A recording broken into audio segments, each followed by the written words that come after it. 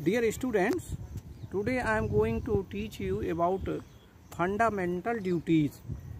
There are some fundamental duties of the citizen and which they must follow. So, today I am going to tell you what are the fundamental duties of the citizen. It shall be the duty of every citizen of India to abide by the Constitution and respect its ideals and institutions, the national flag and the national anthem. हमारे देश के नागरिकों का ये कर्तव्य है कि वह संविधान का पालन करे और राष्ट्रीय ध्वज और राष्ट्रगान का स्वागत करे, उसका सम्मान करे. To cherish and follow the noble ideals which inspired our national struggle for freedom. हमें अपने जो फ्रीडम फाइटर्स हैं उनका भी सम्मान करना चाहिए. To uphold and protect the sovereignty, unity and integrity of India. हमें नागरिकों को जरूरत है कि वो देश की अखंडता अक्षुण्णता को बनाए रखें. To defend the country and render national service when called upon to do so. To promote harmony and spirit of common brotherhood amongst all the people of India, transcending religious, linguistic and regional or sectional diversities. To renounce practice derogatory to the dignity of women. To value and preserve the rich heritage of our composite culture. To protect and improve the natural environment including forest, lakes, rivers and wildlife, and to have compassion for living creature.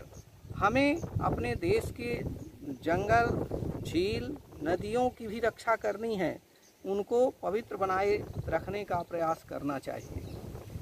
To develop the scientific temper, humanism and the spirit of inquiry and reform. To safeguard public property and to abjure violence. हमें जो अपने शासकीय संपत्ति है उसकी रक्षा करना हमारे देश के नागरिकों का प्रथम कर्तव्य है. To strive towards excellence in all spheres of individual and collective activity so that the nation constantly rises to higher levels of endeavor and achievement. Who is a parent or guardian to provide opportunities for education to his or his children, or as the case may be ward between the age of 6 and 14 years.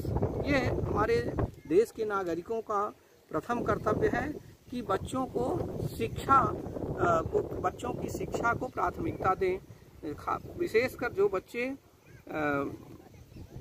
6 वर्ष से 14 वर्ष के हैं, वो कोई भी बच्चे शिक्षा से वंचित न रहें. Now, directive principles of the state. In the fourth part of the Constitution, fundamental principles of governance have been described. These are known as directive principles.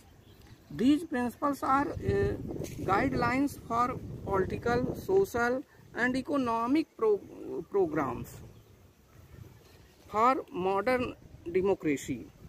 Although these principles cannot be directed by any court to be enforced, but they are fundamental in the good governance of the country. Through these directive principles, an attempt has been made to set up a welfare state in India. Universal adult franchise. The Constitution has given the right to vote to all the adult citizens. हमारे संविधान ने सभी 18 वर्ष से ऊपर के नागरिकों को मताधिकार दिया है. By adult franchise is meant that every adult citizen has a right to vote on attainment of a definite age. In the Constitution, this right is given to all citizens who attain the age of 18 years, irrespective of their religion, race, caste, sex or place of birth.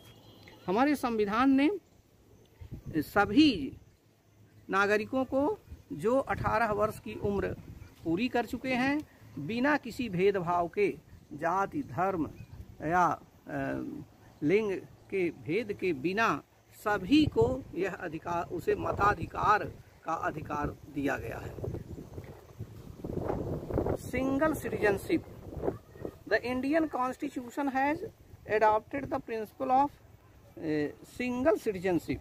That is, she is a citizen of India irrespective of his her place of residence in the country. Thus, person living in Madhya Pradesh, Uttar Pradesh, Haryana, Punjab, etc. are not citizens of that state but of India.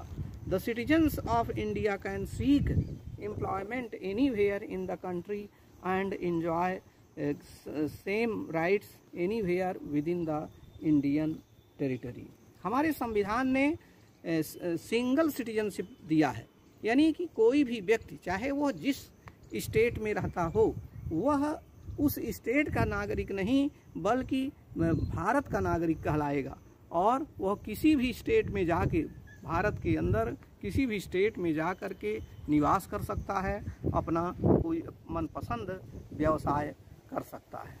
इस प्रकार से ये हमारे संविधान की बहुत सारी विशेषताएं हैं.